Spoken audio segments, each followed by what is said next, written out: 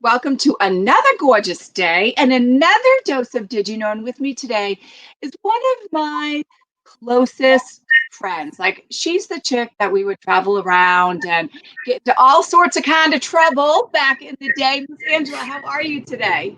I'm doing good. How are you? I am doing fantastic. Although I just thought something was going on in the house. It was just like the trash can guy coming. I was like, what is happening here? But Angela, I wanted you to come on here because you have had an amazing adventure into entrepreneurship, your mindset, the challenges that you personally have to get to where you are today. So your whole story of who you are, how you got here is so inspirational. Tell the world a little bit about who you are, a little snapshot, A little snapshot. of who Angela is. Well, I'm a mom of a 17-year-old almost, and been married for 18 years.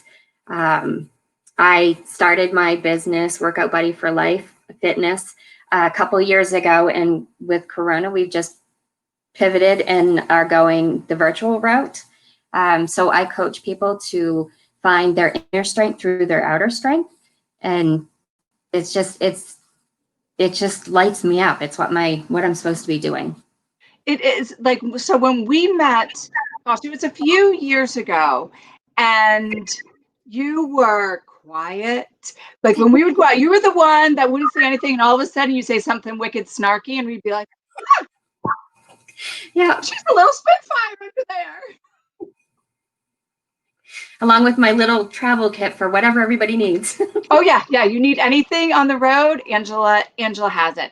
But you had this idea. You were going through some physical challenges yourself, wanting to get back, get healthy, and you had a lot of allergies. Like, I don't even know. Do you still actually have all of those allergies, or have some of them?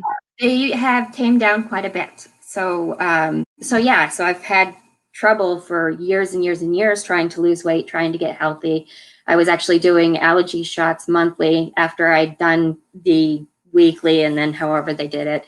I have food sensitivities, so some things bother me now and others don't. I started an intermittent fasting protocol through my business mentor, and she's allowed me to build my intermittent fasting protocols off of hers. She's really big about empowering women and standing on giants. And if somebody has paved the way for you, absolutely, do what they're doing without making the mistakes. So it's just been a whirlwind really fast since pretty much Corona hit. Everything is just taking off, and the website is going to look beautiful. That's going to be revamped for the 22nd. And then I have a 72-hour challenge that I'm giving away for free. People can either, wait until Thursdays to do it with me, or they can do it on their own. And then I have 3 coaching packages that help people get through the aspects of trying to lose weight, of trying to work out, because I'm the prime example. You cannot exercise out of a bad diet. But also to help them work with their headspace, because if your head is not right, if you're struggling with things internally and your negative self-talk, that really kind of contributes to your weight loss. It keeps your cortisol levels up, so you're stressed all the time, and nobody wants to be a ball of stress. No, nobody does. And I say Corona gave so many wonderful things. It has taken things and it has shown eyes wide open, whether you want to or not. But those that are ready to move and adjust and go into where they need to be and where this world needs to be and the energy needs to be is going to be they're going to be successful. And you're kind of one of those that I'm noticing. But I want to go back, because when you decided to take this on and it was on your heart that you were going to be a personal trainer, you went through some emotional things of you're like, I don't look like a personal trainer. Nope. And talk about that, because that is huge about even your whole premise of your business and the way society is in general. Yep. About how we think of people and see things of that industry. Talk about talk about that, how hard that was for you. What was that like? I mean, this is what That I feel is so. that was one of my biggest hangups mentally in my head, but I knew there was something there.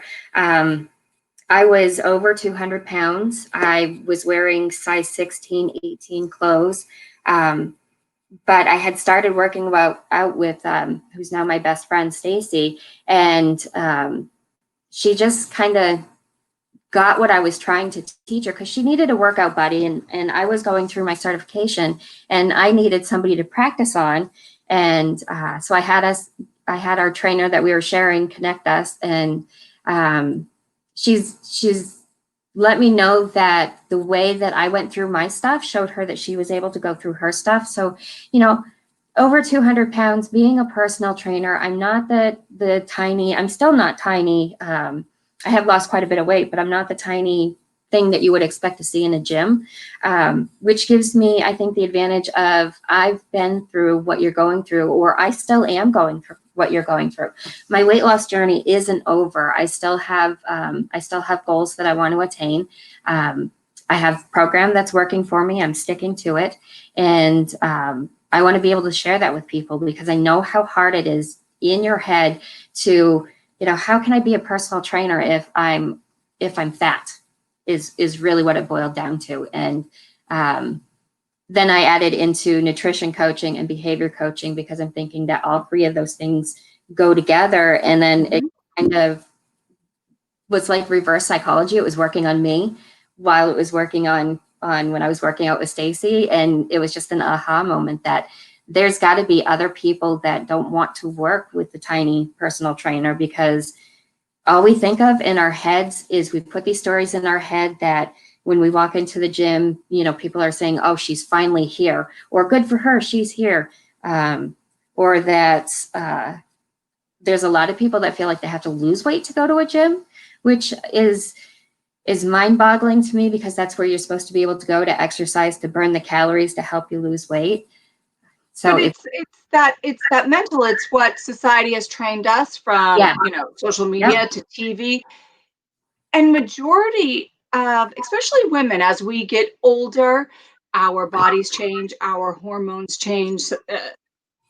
Things are just a disaster and yeah. a chaos inside of a woman. So your mindset and how you went through, and you're very verbal about it, and you're very open and sharing with your clients about your journey and the struggle of that. Did you go right into the gym at first? What was that like? How did you first step into it? Because I know that was hard and scary. Well, I had started doing everything actually by DVD at home, and then my husband wanted to start working out, and I don't have equipment for his goals. So we joined the gym that was local to us, and got talked into hiring a personal trainer. And I like that, got talked into. they're really good salespeople. So we had started. We'd bought a package and split the package, and he would go to his trainer, I would go to my trainer, and I was really glad that my trainer would take us to the functional room rather than where the treadmills and all the weights and everything were, because I didn't feel like I was able to work out in that space. I was afraid of the machines. I, didn't want to hurt myself. I didn't want to drop something, and I actually did drop stuff like water bottles or. Not you. Create more attention to yourself. You didn't want to draw that Exactly. That's attention. exactly what it is. I did not want to draw attention to myself, and that's all that we think of when we go in there. And then I was like, I need somebody to come with me, and fortunately, Stacy said yes to meeting with me, and I got to join her journey while she joined my journey, and we went from doing like maybe 1 or 2 days a week to 5 to 6 to 7 days a week, depending on what was going on for us in our other aspects of our life. It just kind of clicked for us that, When you people. said you didn't want to, when you said I didn't want to draw attention to myself, I think that is a huge fear. I'm going to call it a fear.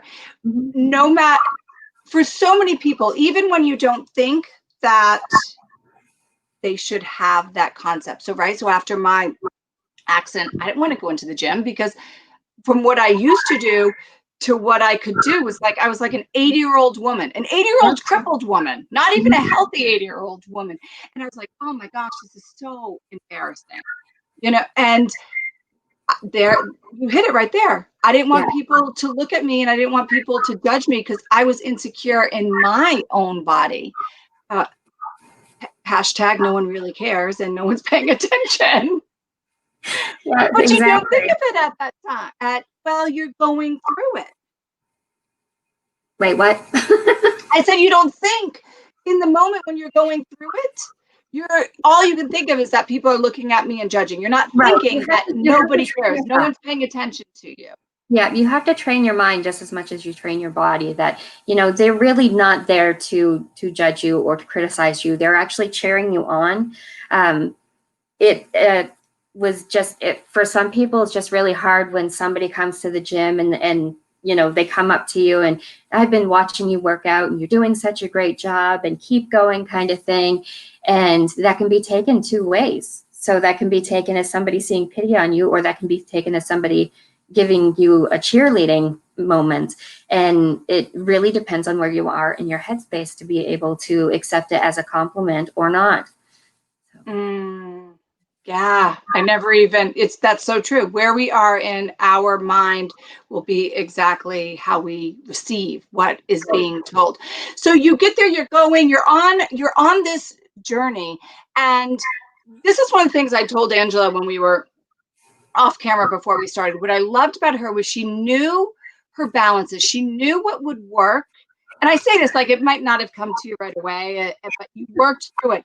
She knew what would work for her and what wouldn't work for her. So it's like, I'm not going to do this strategy because I'm going to like be chasing my tail. How did you get to do that? Because so many of us think I was told this, so I need to do this, whether it fits my life and personality at all. How did you determine what strategies you were going to take and what you weren't going to take, or even the timeline? As far as the losing weight piece? Creating the business. No, creating the business. Yeah. Actually, so originally it was going to be, I was going to go to people's home and train them there to get them comfortable. And then I wanted to market myself to gyms that I'm going to be training these people and I would like to, get them into your gym when they're ready to. So that was where I was at. And then I met Katie Boyd, who's my mentor for business. I'm part of her mastermind group. And it was going to be that I was going to rent space from her so that way I could have a gym with actual equipment that I would need to be able to work out with people in person. And that's how I wanted to keep it, was in person. So it would be one-on-one or it'd be a small group. And so that was the plan. And then Corona hit and had to go virtual. And she's been doing her business virtually for at least 10, 15 years. And she's been in the industry for 20 years.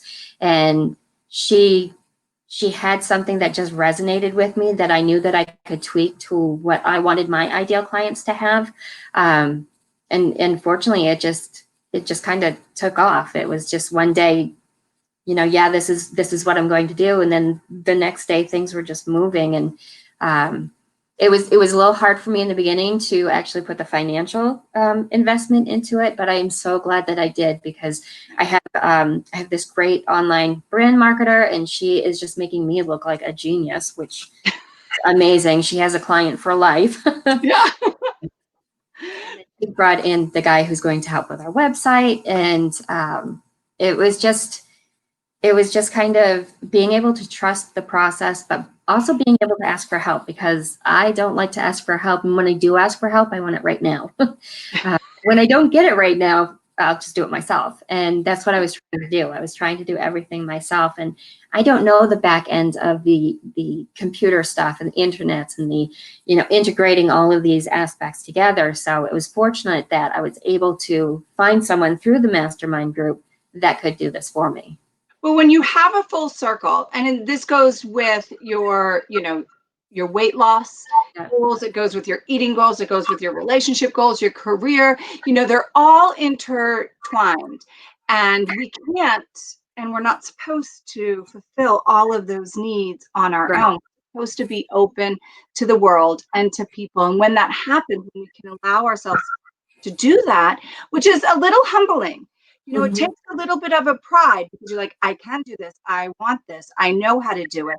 And I think sometimes in the beginning of a process, you want to prove yourself. So it's Yeah. very difficult to be like, "Mm, I can't fulfill this area of my life. I need to open up and do that." And I think this is my personal opinion, from the time you took on this challenge or this idea, right, that I'm going to create this business, not just for yourself. I think it started out as your own personal, Yeah. journey, Yeah. and then you wanted to share it because that's your heart. You're a giver. You allowed yourself to go through the humbling stages and open up, and this people that might have been there in the beginning are not there, and that's the way it's supposed to be. And just like where you are now, there'll be a time when you go into the next evolution of where you are. Right. And through your business and personally, you've followed that strategy, Yeah. that it could have been an unknown strategy, but it was It a was strategy, definitely Angela. it was definitely an unknown strategy. I write a lot of notes and write down a lot of stuff. I have post-it notes everywhere. But the chaos of it all coming together and asking for help and receiving help, it was kind of like having all of these puzzle pieces that were, flipped upside down, jumbled, and then just that piece of asking for help put it together. And, the puzzle is almost complete. So we still have a few more things to do, but technically we're live. We're ready. We're ready to go. Yeah. Yeah. Isn't that funny? Asking for help. And you had a great, or you have a very wonderful, supportive husband. I want to talk about that because it's he's very supportive. He would push you when you were questioning. Talk Yep. about that a little bit of, because it's the same thing. He's part of your circle. Yes. Yeah. Um, So he's always had the faith in me that you can do this. And even with the stuff that I was like, I don't know what I'm doing. Why am I doing this? And my favorite phrase is, "You think you can do these things, Nemo, but you just can't." So I put my name in there. Uh, there was a lot of time that he would be like, "Well, you don't need to hire this person. You can do it yourself. You don't need to do this. You can do it yourself." And me being such a perfectionist that I needed other people in there. He was like, "Okay, this is making sense," and he's really proud of me. He really supports me. Um, he's allowed.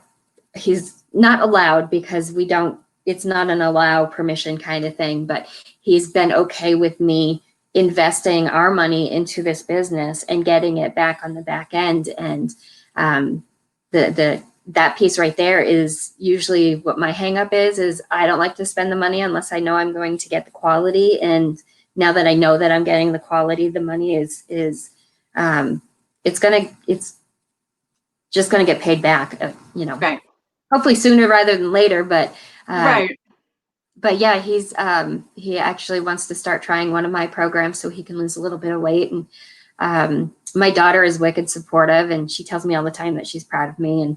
And that was a piece that I wanted to, with this business. I wanted to show her that A, you can do whatever you set your mind to do, and B, you're never too old to try to do something new or to start a business or follow your dream. My hope is that she would take these lessons now before the real world. But that time will tell with her. She's watching, and that is all that matters. It eventually will soak in, and she will apply when she is ready to do Yeah. that piece of it. So before I ask you my last question that I ask everybody, I do want to give you where I'm going to post it in the edits, but where can people follow you and actually start your program and get that free trial and join the journey that you are sharing with so many already? Yeah, I would say start with my Facebook page, which is Workout Buddy for Life Fitness. Actually, no, it's FBFL-Fitness at the Facebook, whatever. And then I have my website link in there. But I can also include the link for the 72-hour challenge, and then the link for the different program options that I have. And then I'm working with Karina for the marketing piece that we're going to actually have for military veterans or their spouses. They're going to be able to have 22% of their package be donated to suicide prevention. We lost my father-in-law 2 years ago from suicide, and he was a veteran. And then September, all of my programs are going to be 22% are going to be donated to suicide prevention. And then on Facebook, you can also every Friday, every Wednesday, my blog hits. And then on Sunday, Stacy's blog hits, and you can go to the blog and see what we've been up to. Oh, let's see what you've been up to. Oh, see, your heart is even bigger. I didn't even know that. I mean, I knew about your father-in-law, but I did not know that you were adding that part into it. Yeah. You always surprise me, Angela. You're always full of surprises. Yeah, I try. So, I love it. Right now, in this moment, Angela, as we sit here today, what does love mean to you? Oh, wow. Love means to me it's the support and the willingness to do whatever as long as it's right for someone. Servicing people is love, giving them what they need, even if it's, just an ear or a shoulder to cry on or whatever. It's shown in so many different ways. I mean, you've got, how was your day is showing love, and hey, you should read this book is showing love. So there's just so many different ways of how you can show love. And for me, it's getting people to learn how to love their bodies and learn how to love, that they can do the extra push-ups, or they can do the, 40 squats in a row or whatever. And once they start seeing that connection, that their physical strength will actually go into their mental and emotional strength. And once they have that, they start loving themselves, which makes their whole world open up to being more loving. It's true. I love that. Loving is giving the support, whether it's good for you or not. If it's good for them, that's love. Mm. Thank you for that. That's going to sit with me. They always sit with me, and brings my understanding of love that much further. Because when you can understand how other people love, right? Knowledge is everything, even about love. But thank you, Angela, for spending this time.